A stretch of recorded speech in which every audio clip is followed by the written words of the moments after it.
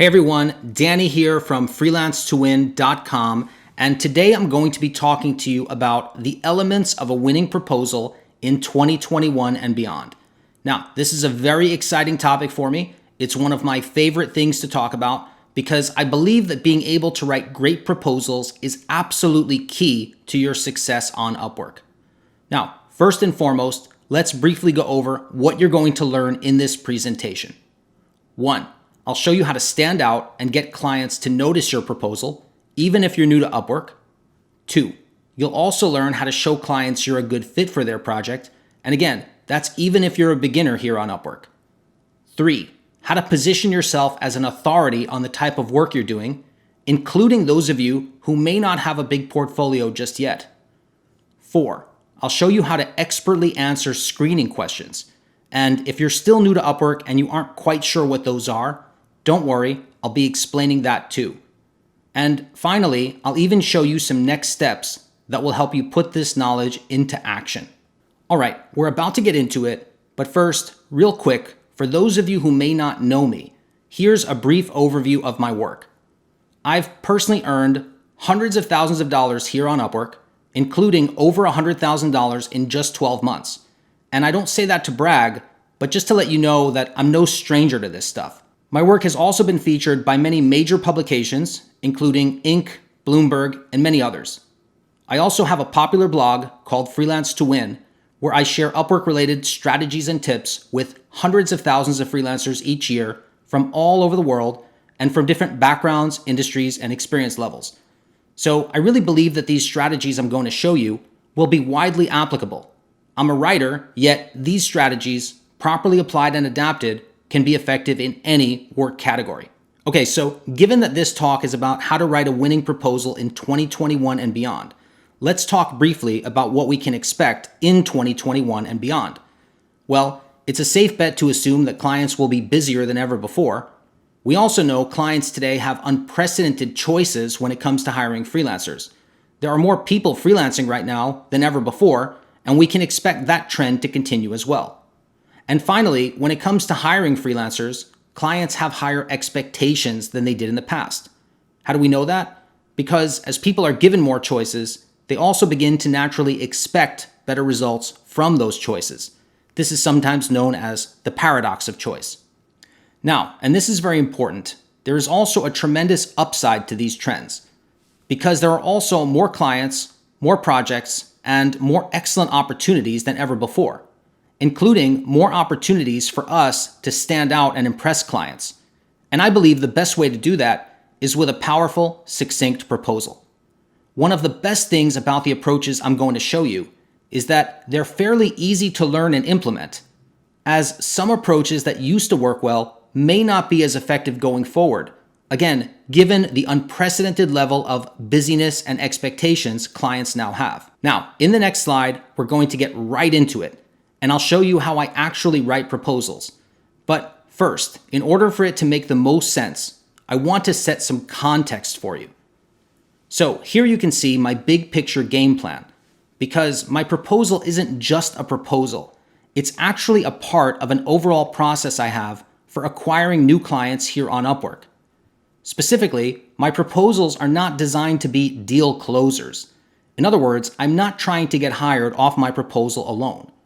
Rather, my proposals are designed to start a conversation and then hopefully get a response from the client. And assuming all goes well, I will then go into further discussion with them about the project. I like this approach for a couple of reasons. One is that I can't really know if the project is a good fit for me and vice versa until I talk to the client. So it wouldn't make sense for me to go into a hard sell where I try to get hired right there in my proposal, when what I really need to do is to explore if there's even a good fit. And the other reason I like this approach is that it's really a modern approach in that I'm able to keep my proposals very succinct, very streamlined, which works nicely with those conditions we discussed earlier of clients being busier than ever, having more choices than ever before, and so on. All right, now let's talk about the specific elements of a winning proposal. You can see I've broken it down into just 3 basic elements. 1, a brief introduction. This is going to be your icebreaker, something that draws the client in so they read the rest of your proposal. The second element, proof that you can do a great job for the client, this is going to be the real meat of your proposal, the part that really makes the client say, wow. And three, a clear call to action, which is a simple way to prompt clients to respond to your proposal, which again is the main goal of my proposals. Now, let's dive deeper and take an in-depth look at each element, along with specific examples and guidelines for how to put them into action. We'll start, naturally, with the first element, a brief introduction. First, let's break down the goals of your brief introduction. So, of course, we want to get the client's attention. Very important. But we also want to start building rapport. We're really trying to make a connection. And finally, and this is an underrated one, we want to show the client we read their job post. Because a lot of freelancers, believe it or not, don't do that. They may copy and paste a generic proposal that really has little or nothing to do with the client's actual job post. And the client is going to wonder whether the freelancer even read the job post before applying. And in many cases, it seems like they did not. So showing the client you read their post is a small gesture that can actually go a long way. So those are the main goals we're trying to squeeze out of this brief introduction. And I've got a couple of simple, elegant ways to do that only take a few seconds to implement. Okay, so the first is something I call the personal connection introduction. I'll show you examples in just a second, but basically, the personal connection introduction is a spontaneous statement that's unique to the client or situation. Think of it as a kind of conversation starter. For example, it can be a genuine compliment, a statement of empathy, talking about something you have in common, or really anything along those lines. Here you can see some real examples. The first one is from a proposal where I was responding to a job post from a client who was about to do a product launch. The second one was shown to me on LinkedIn by an IT professional who was writing to a client whose website had unfortunately been hacked. And the third one is my standard intro whenever I'm responding to a job invite from a client. Notice how these are really brief and straightforward, yet they do work quite well. Now, sometimes there just isn't an opportunity to use the personal connection introduction because not every job post is conducive to it. When that's the case, I have another go-to intro I like to use. I call this the affirmation approach. The affirmation approach is even simpler because you basically just repeat back whatever the client said they needed in their job post. In addition to being simple and easy, it takes just about 10 seconds to do, it's also universally applicable.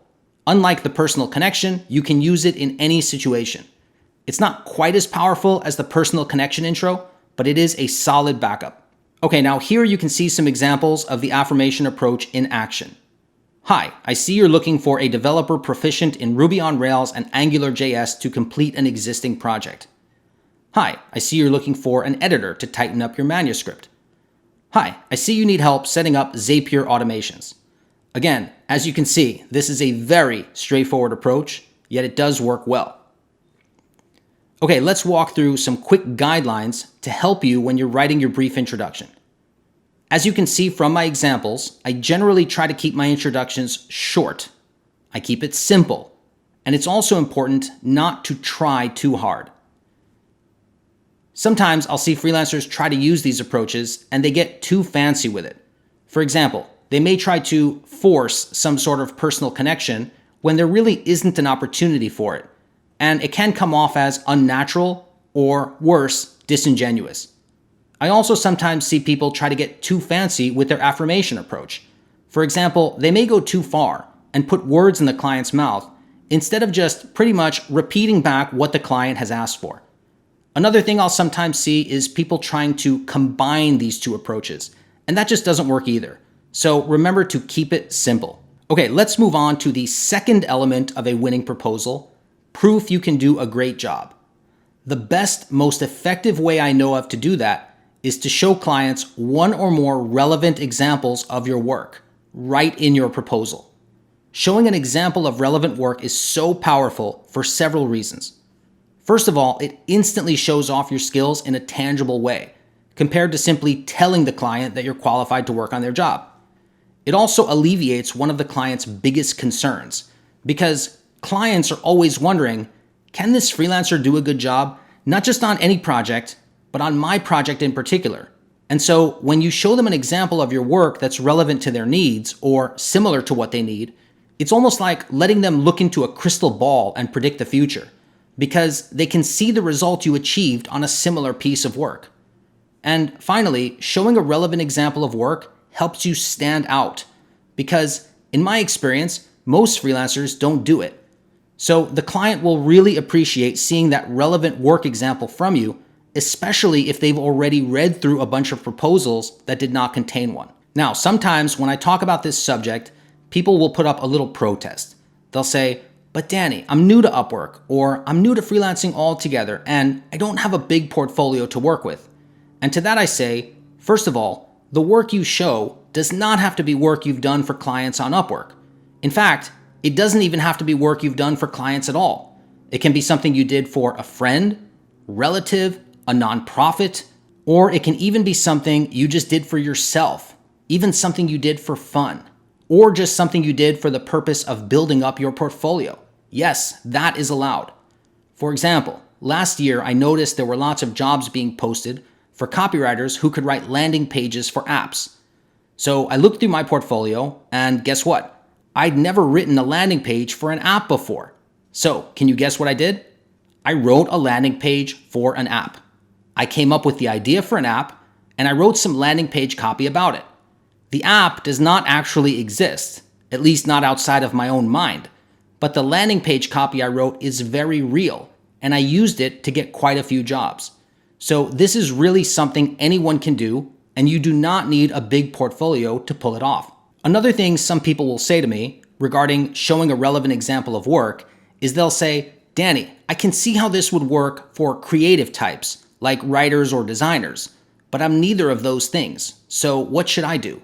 And my answer to that is, I have helped freelancers in just about every category of work imaginable, and I have yet to discover a profession where it is not possible to show clients a tangible, relevant example of your work. You can see a few specific examples on the screen here, and there are many more examples. I could spend all day making a list of them, but this should at least spark some ideas for you. So, for example, a social media manager can show screenshots of posts that are relevant to what a client is looking for. A marketing professional could create a marketing funnel and show that to clients. I once saw a lawyer here on Upwork who cleverly showed clients examples of contracts she'd worked on, and of course, she removed any personal info from those, but clients were able to physically see her work, which was great. An Excel specialist could do something similar to that, except of course with spreadsheets. A proofreader can show before and after examples of their work, and on and on. The list of ideas is truly never ending. So, by this point, hopefully I've convinced you of the power of showing relevant work examples in your proposals. Now, let's talk about how I do it. First of all, I do not just tell clients to check out my portfolio. Instead, I actually go ahead and pick out 1 to 3 of my most relevant examples for them. That makes it easier for the client, which they will appreciate, and it also makes it more likely they'll see the specific pieces of work I want them to see. I'll usually attach it to my proposal as a PDF, or if it's something that makes more sense to link to, for example, a live blog post, then I would go ahead and drop a link to that. Now, quick side note, just make sure you never link clients to a page that they can contact you from, since that is against Upwork's terms of use. And finally, perhaps the most important guideline I can give you is to not just drop your work in a client's lap, but to explain what makes the work relevant, special, or unique to the client's needs.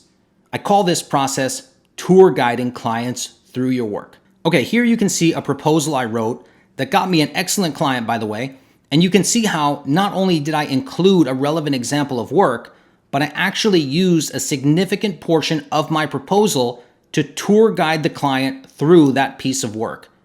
Notice also that I did not just point out random things about my work.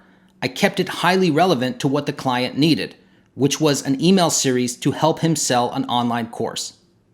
This has some tremendous benefits. It increases the perceived value of your work because guess what? This stuff may not be obvious to clients when they see your work.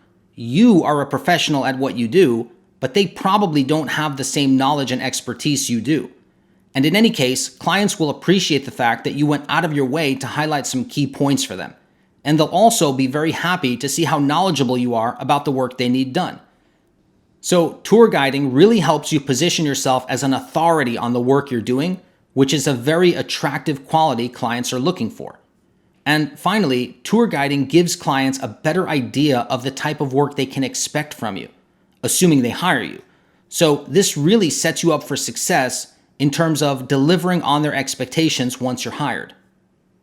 Now, once you get used to tour guiding, it really becomes second nature.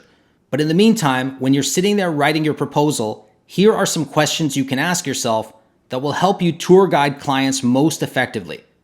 1. What makes this work relevant to the client? 2. What did you learn from working on it? 3. What makes it a quality piece of work? 4. Is there anything that makes it unique or stand out? 5. Did it achieve any specific result? And note that this can even be an intangible result, like the client loved it so much, they immediately rehired me for another project. And finally, did someone else say something good about it? If so, you can use that as a testimonial for your work. Please keep in mind, these questions are only intended to spark your imagination. You do not need to answer all of them. Even 1 or 2 can work quite well. Now, with everything I've just told you, if, for whatever reason, you are really, truly, absolutely unable to show a client a relevant example of your work, but you honestly believe you are qualified to work on their project anyway, I'm going to give you an alternative strategy for writing a proposal in that case. However, please note that this is not ideal, though it is something I may do from time to time. And so what you can do in that case is to talk about a relevant work experience instead. Again, it doesn't work as well, and there is a bit of risk involved because it lacks that glimpse into the future aspect we talked about earlier, because the client isn't seeing a completed piece of work you've done, so they really don't know exactly what to expect from you if they hire you. So I consider this approach to be somewhat advanced, and you should really only use it if you're extremely confident that you can do a great job for the client if hired. With that said, in the right situations, it can work quite well. And here are some ways to do it. You can tell a story about your previous experience or about a relevant piece of work you've done.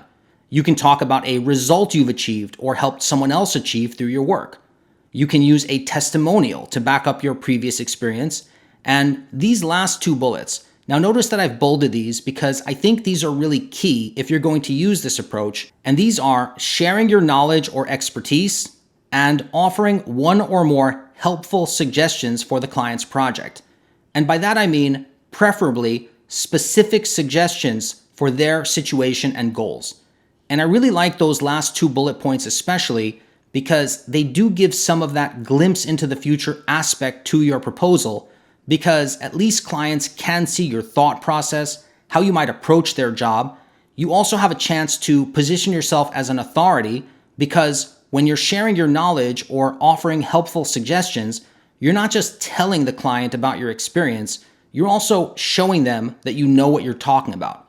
And by the way, even if you do show a client a relevant example of your work, you can also combine that with any of the approaches on this screen to make it even more powerful. Okay, now here is an example of a proposal where I use this approach. In this case, the client wanted someone to write a few chatbot scripts for a car dealership. Now, I had never written a chatbot script, but I am a professional writer, and I also have some relevant experience in this area because I did used to work at a car dealership. And one of my duties in that job was actually doing live chat with customers on the dealership's website. So you can say that I was sort of a human chatbot, and so I felt like I would be a perfect fit. But of course, since I had never written a chatbot script, I did not have any relevant examples of work to show the client. So I decided to talk about my relevant experience instead. But notice, I didn't just say that I had experience. I still proved it. And I did that by sharing my specific knowledge and expertise in this area and by offering a specific suggestion. So really, even though I did not show the client any kind of relevant work example, when he reads this, he's going to realize that I have a deep understanding of what he is trying to accomplish and how to make it happen. This proposal did lead me to getting hired for the job, and I was able to do a great job for the client, but it still would have been a better proposal if I had been able to include a relevant example of my work. Now, one thing that's very cool about the techniques I've just shown you is that in addition to using them in your cover letter portion of your proposals, you can also use them when writing your answers to screening questions as well. And real quick here, in case you aren't familiar with screening questions, these are questions that you're required to answer on some proposals. When a client posts a job, it's up to them whether or not to include screening questions, and you can see an example here on the screen of what it looks like when a job post does include those. So here is an example of a type of screening question that tends to be fairly common, along with what I consider to be a very good answer. And by the way, this is from a proposal written by one of my students who gave me permission to share it, and this was a successful proposal, meaning it resulted in my student getting hired. So anyway, as you can see, the client is asking, basically, do you have experience with this type of work? And then my student handled it beautifully. Not by just saying yes, but also talking specifically about her experience, sharing her knowledge, showing a relevant example of work, and highlighting a specific achievement. Here's another example, again from one of my students, who also ended up being hired for this job. And this one is a bit different. You can see that in this case, there's a personal connection introduction, which is a pretty neat way to answer a screening question. She then shares her knowledge and shows her expertise, while also highlighting relevant work experience. Really excellent stuff. Okay, moving along. Let's dig into winning proposal element number 3, a clear call to action. A call to action is simply a way to end your proposal in a way that prompts clients to respond. So instead of just hoping they'll respond, it's better to actually give them a little nudge that will make it more likely that they will respond. Now, there are 2 ways I usually do this. One, I may ask a question about the project, which, when done right, will prompt the client to write back to me. And the other approach I may use is that I may invite the client to a brief call to discuss the project further. Now, this is one of the easier aspects of writing a winning proposal, but there are still a few important details to pay attention to in order to get this right. First, let's quickly go over the benefits of using a clear call to action. We've already discussed one of these, which is simply that it makes it more likely clients will respond to your proposals. But there's more. If you use a call to action in the way I'm going to show you, you'll also be moving the conversation forward, which is exactly where you want it to go. I hear from a lot of freelancers who maybe write a good proposal and may even get some responses, but they often tell me that the conversation never seems to go anywhere. That's because you need to move the conversation forward. You can't just wait and hope the client will do it. And a clear call to action is very helpful in doing that. And finally, the 2 types of call to action I just showed you, either asking a clarifying question or inviting the client to a call to discuss the project in more detail, notice how they both convey your interest in the project. And this is a very good thing because clients like it when you're interested in their project. In fact, all else being equal, the freelancer who shows the most genuine interest is the one who's most likely to get hired.